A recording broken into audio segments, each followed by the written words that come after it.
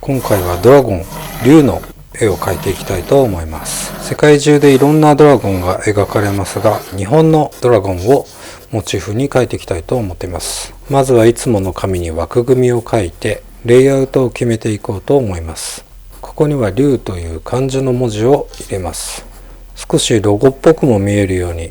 デザインしています。こちらにはシンプルにドラゴンという文字。今回もドラゴンについていろいろ調べたので、その内容も記していきます。ドラゴンっていろいろ体の部位によって元となるモチーフがあるみたいですね。今これやってるのは、このスペースの中に均等にこの文字を入れるために寸法を測って枠を作って、その中に文字を当て込んでいっています。このイラスト図鑑制作ではこういった幻獣だとか空想上の動物も入れ込んでいこうと思っています。今回はその一発目、ドラゴン。いきなりボス級だけど大丈夫かなと思いつつ、日本では2024年来年の干支がこの辰年ということで、タイミング的にも皆さんが年賀状を書くときに何か参考になるようなものができればいいかなと思って、今回はドラゴンにした次第でございます。私が小学校の時はドラゴンクエストとかドラゴンボールが大流行りしている時で、よくテストの裏とか早く終わるとそういったものを落書きで書いてたんですけど、そんな時に言われたことがあって、ドラゴンの描き方教えてくれよ、頼むよ。小学生だった私には絵をどうやって教えたらいいのかとか、そういうことも分からず、その友達には教えられなかったんですけど、それをここでやってみようかなと思っています。なんかちょっとブサイクだったから書き直してますね。この左のページにはその絵の描き方の参考になればいいかなというものを試行錯誤して描いてみて、右のページはドーンと1枚の大きなドラゴンのイラストにしようと思っています。でもこれが果たして参考になるようなものになるか、そんなことを悩みながらペンを動かしています。ドラゴンなのでパーツとしては頭とこの手、それからこの体の鱗の描き方かな。この3つがあれば描けるんじゃなかろうかと思うのですが、うまくいくかな。ペン入れがしやすいように少し鉛筆画を薄くしています。この左側のページにはドラゴンそのものの出来上がった姿は描きません。じゃあこれは何かというと、青い線も皆さんの下書きになります。でちょっとなんか混乱して分かりづらいんだけど、この今グリッド書いてるものも青い線も皆さんの下書きの参考になればいいなというものを書いています。その下書きになるものを聖書で書いてるっていうのが自分の頭の中でもちょっと混乱して書いていたんですけど、だからこんな下書きをしてから、その上から、なんかひげだとか、眉毛に当たるのか、あとは角だとか、そういうものを自分なりに肉付けしていくとかっこいいドラゴンが描けるんじゃないかなと思ってやっています。私自身ドラゴンを描くときはこういった顔のパーツで、立体感意識して描くようにしてるんだということが、それだけでも伝わればいいのかなと思ってるんですけど、どうでしょうかね。こっちには手の参考図的なものを描いていきます。指の本数っていうの何本なのって私も疑問に思ったんですけど、調べたら中国は5本で、韓国は4本で、日本は3本だそうです。もともとは中国でこのドラゴンというモチーフが生まれて、でその時最初の時はね豚の顔をしてたらしいんですけど、だんだんこの形になって、で伝わるごとに、じゃあ韓国お前んとこは4本だ、日本はじゃあ3本だって言って、それがねドラゴンの格下げを意味しているという説があるみたいですね。だから日本人の方でそれに対抗して6本で描いた人もいるそうです。今これは、鱗の描き方です。こういった正方形グリッドの中に鱗を埋め込んでいって、でそれをこの立体感を持ったグリッドに置き換えるとどうなっていくのか。このグリッドが幅が広いほど大きい鱗になって、狭いほど小さい鱗になるんですけど、またこれもちょっと細かい作業なので大変なんですが、こういうふうに描くと立体感のあるこの竜の体が描けるよという参考図になります。だからちゃんとしたドラゴンを描こうとすると、こういったね、見えない手間だったり根気が結構必要になってくるんで、ちょっと難しいモチーフではありますよね。右のページでは後ほどこういったことを踏まえて描いていこうと思っています。あくまでこのドラゴンは空想上の生き物なので正解というのはないので、これは、大まかな基本として伝わればいいかなと思ってます。鱗の形とかお腹の仕組みだとかは、それぞれオリジナルで描ければいいのではないかなと思います。これもグレーで描いた線、あと青く描いた線は皆さんの下書きという段階で、黒がその聖書の見本という形になります。青とグレーで分けたのはちょっと見やすくするために色を変えてるだけで、これは鉛筆で描ければいいんじゃないかなと思ってます。この指は一応多い方がいいかなと思って5本で描いてます。だいたい左のページはこんなもんで線画は終わりです。後で優しく色はつけていこうかなと思ってます。じゃあ右のメインビジュアルに取り掛かりましょう。今これ出してるのはオーラフです。初期の構想をこうやって紙に書いて練っているわけで、これは、たまにインスタグラムでもアップしてるので、インスタグラムもチェックしてもらえると嬉しいです。こっちは枠の中心にドラゴンの顔が来るようにグリッドを描いて、正面の顔を描こうと思っているので、なるべく線対称に描ければいいかなと思っています。大まかなラフからそれを薄くしてシャープペンで細かいラフを書き込んでいっています。この段階でどういう顔にしようかなというイメージを固めています。あんまり奇抜な形ではなく、皆さんがどっかで見たことがあるようなものを、自分流に描いてみようかなと思っています。さあペインレイ始まりました。今回は全体の絵が細かくなることが見えているので、最初から丸ペンで描いています。昔からの癖で目から描くことが一番多いです。目から描くんだけど色塗りは目で終わろうかなというのが多いのかな。なんかその方が絵に命が吹き込まれるような感じがして、そういう流れになっちゃうんですよね。逆鱗に触れるっていう言葉がありますよね。それってこのドラゴンから来てるみたいで、逆鱗っていうのは漢字で逆の鱗と書きます。でこのドラゴンの首元に一つだけ逆向きについている鱗、逆鱗があるそうなんですね。でそこを触るとやたら痛いみたいで、ものすごくこのドラゴンが怒るということで逆鱗に触れるという言葉ができたそうです。へえ。左の記事の中にも書いたんですけど、日本のドラゴンというのは全てのエネルギーの源であったり、あと鯉が滝を登って竜になったという縁起物であったり、あと登り竜は運気が上昇するというモチーフだったり、光竜、下に向かっている竜は幸運を届けてくれる存在だとか、そういった、神様としてのモチーフで描かれていますね。なのでこれも、神様っぽく見えるように立派なたてがみを増やして、なびいているような、そういうイメージにしました。それとあと龍神というのは水の神様でもあって、雨乞いのために拝む風習が、日本各地にあるということで、この絵も下は海にしてみました。で基本的には日本のドラゴンを描いてるので、この海の描き方も浮世絵だとかそういうもので見られるようなしぶきの描き方、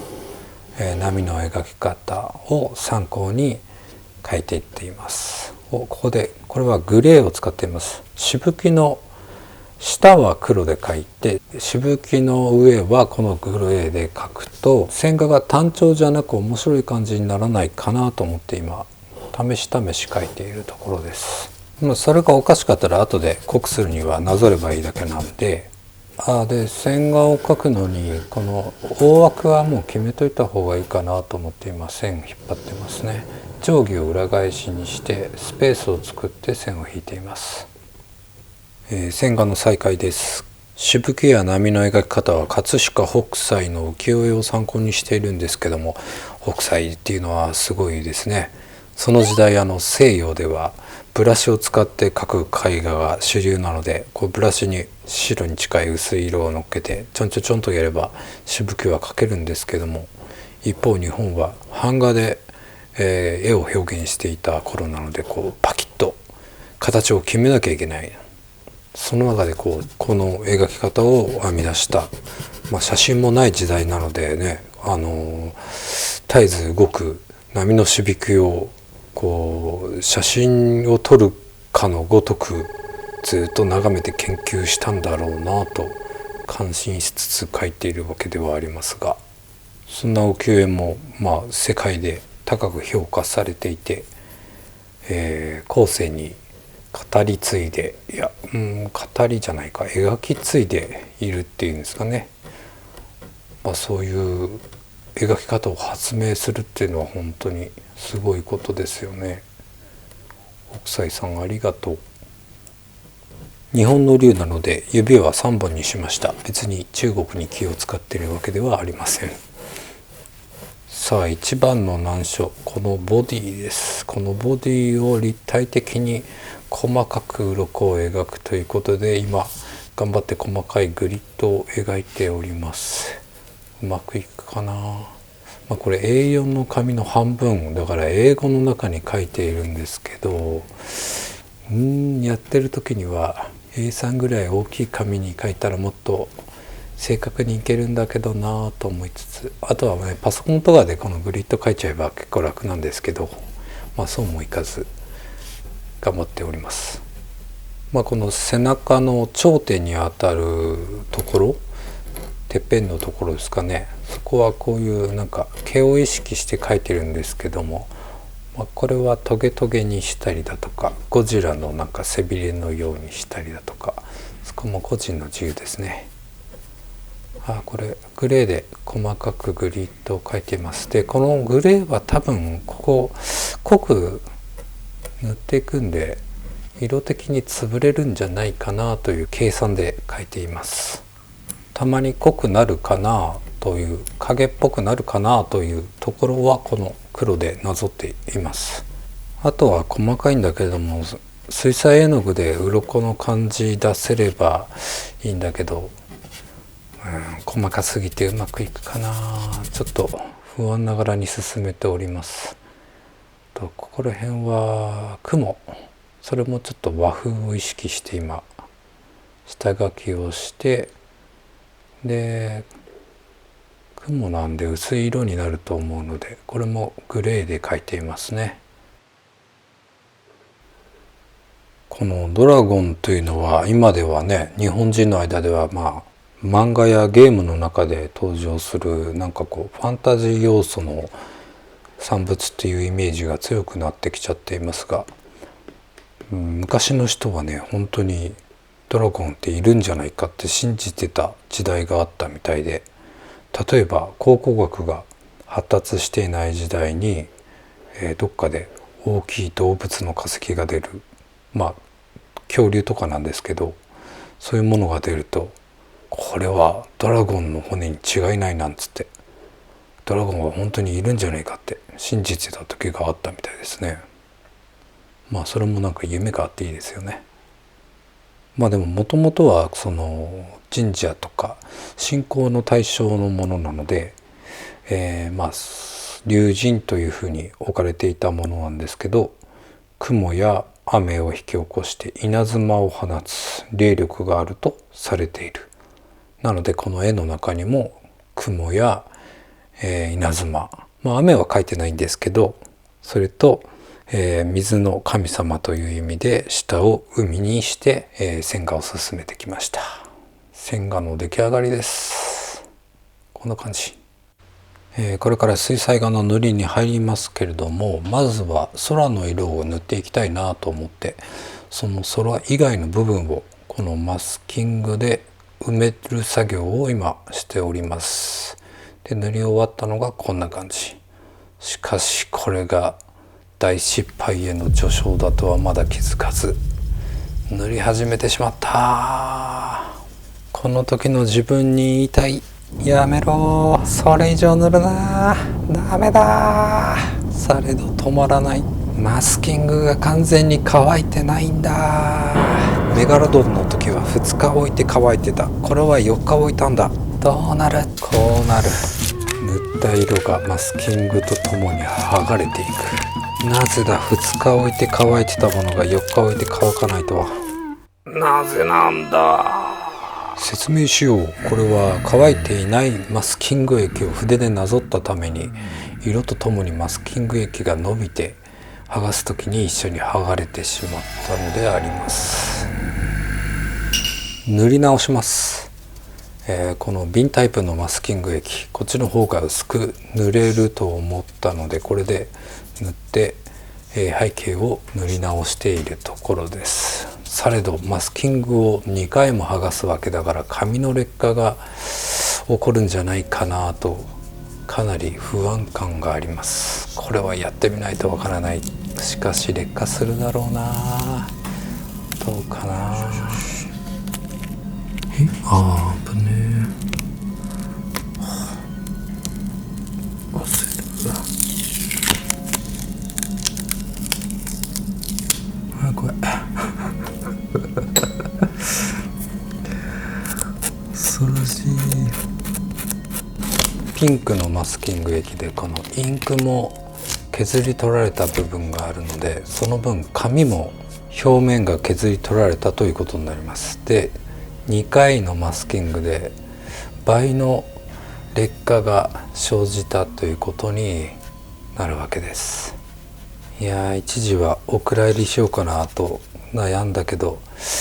でもこの状況でやり進めてみようということで塗り始めています。この海の部分、あとは空の部分はマスキングをそんなにしてなかったので、劣化はなく今順調に塗れてはいます。まずは下塗りとして空の黄色に近い部分は黄色を下地に塗って、その上に薄い水色を塗りました。その上から、濃くなるところをどんどん塗り重ねています。一番上のしぶきの部分もただの白ではなく、少しグレーを入れてます。でちょっとディティールが分かるように、この毛というんですかね、その部分の下塗り、それからペン入れをしました。これで空と体の境目をちょっとうまく認識できるように線画を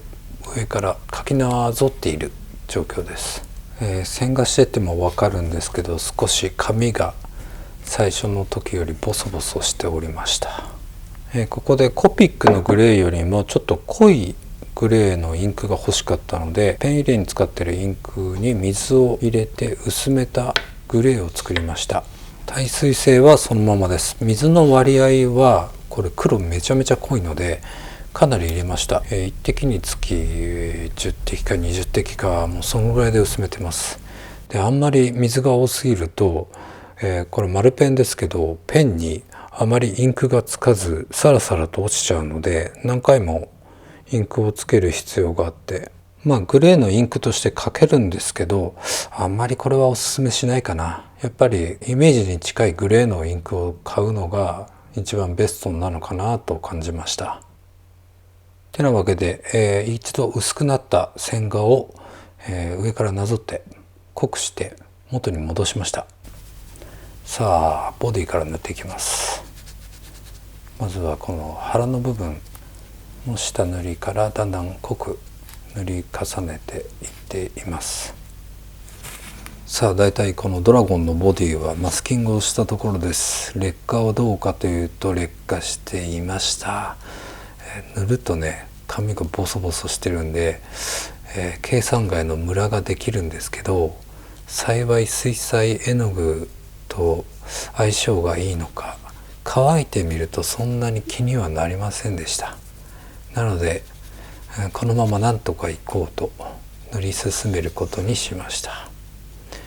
ボディは青くしました。青い色をチョイスしたのは、赤はなんか自分の絵に合わないな、緑はドラゴンボールのシェンロンになっちゃうな、黄色だとインパクトが出ないな、黒だとちょっと悪い印象になりすぎちゃうかなということで青かなということで青をチョイスしました。特にワンピースのカイドウを意識したつもりはないんですけれどもね。でこのボディのところに背中に少し縞模様のようなものを入れてオリジナル感を出しております。